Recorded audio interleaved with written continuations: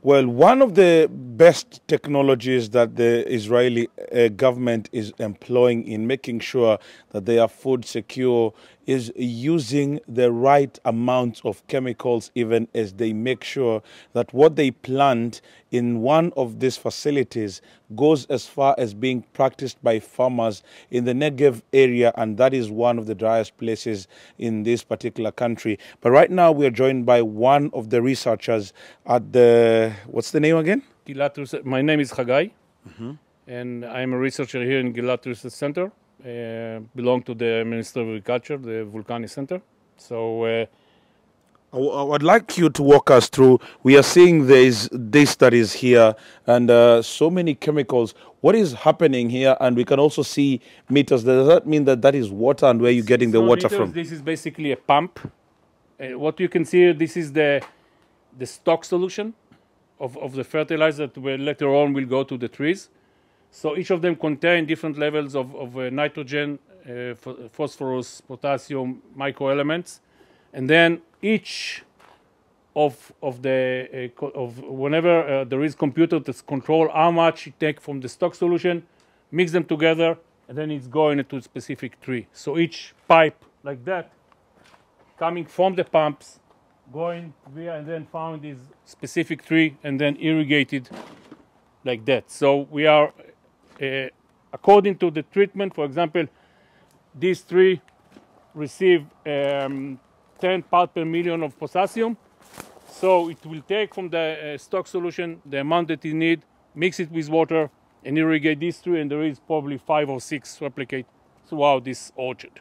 So what I'm understanding is that every tree that you have here receives different. Yeah. How does that work? As I mentioned, so each of the trees that you can see, a lot of pipes going and then spread throughout the orchards.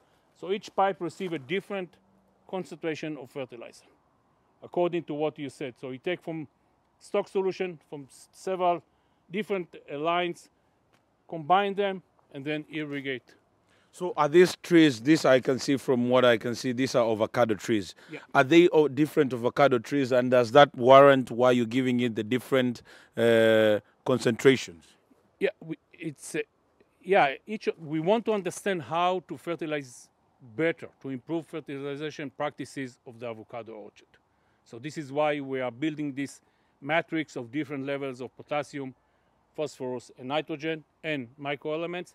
And then we are checking several years, monitoring the crop in the trees, how they are growing, later on also the yield, do a lot of analysis, and then we know, all right, the avocado trees in this time of the year need such and such potassium, such and such phosphorus, and nitrogen, then we can apply it later on to the orchards in the farmers' fields. Let us take this tree, for example. Let us come and see.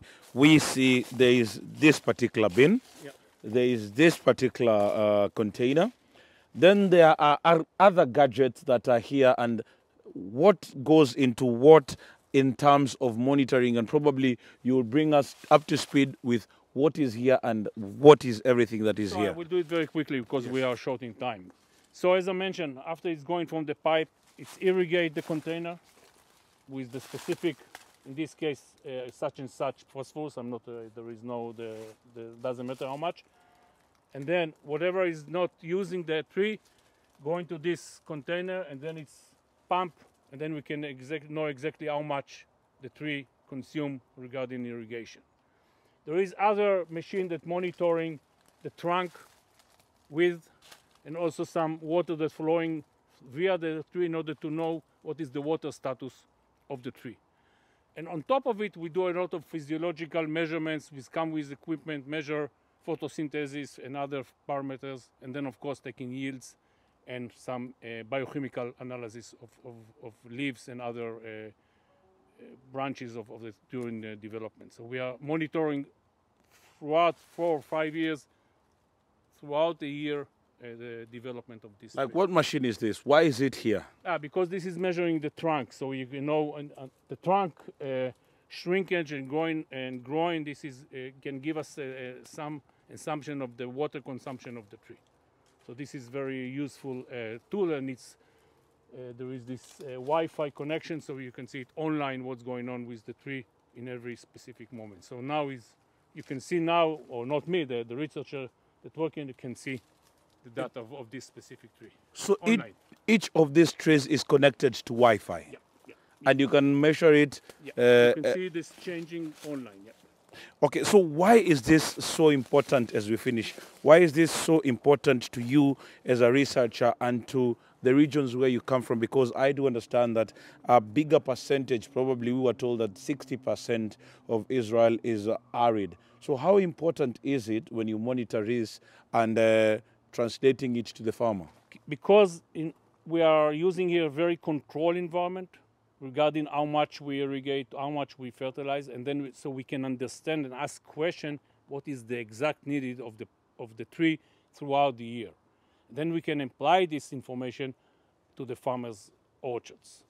Otherwise, it's very difficult to whenever we are going in a regular field or a regular orchard in the soil, it's very difficult to monitor all these parameters. Here in the controlled environment, you can play with the concentration, you can modify them, you can change them, you can control them very, very good, not as you can do sometimes in farmers. But whenever now we know what is the needed, we can apply this information to the farmers. How many people do you receive per year who come here to just see this, and what are the numbers and countries? Quite a lot. I cannot remember. We had a visit, I think, 2 weeks ago. It could be twice a month. It depends. It depends. I cannot. More than 10 countries per year easily coming to see. Well, one of the things that is happening here is it's a research center where they help. One of the things that is scarce here in Israel is water, but they say at the end of the day, they have to eat. So they are coming up with different methods every day to make sure that the farmers and also the people, the over 10 million people here in Israel, are very well fed. Actually, one of the things that we have been told out of the research that they are doing here every day, translating it into the farmers, then they are able to even have enough for them and actually also export some of the foods, the fruits and everything to other parts of the country. Today, we have seen this research center where on the other side they are having grapes, and on this side they are having this Hass avocado and also another type of avocado, as they make sure that they do feed their nations. And this is a replica of what they also do with some other foods that they plant in this country. Kennedy Mureithi, NTV in Israel.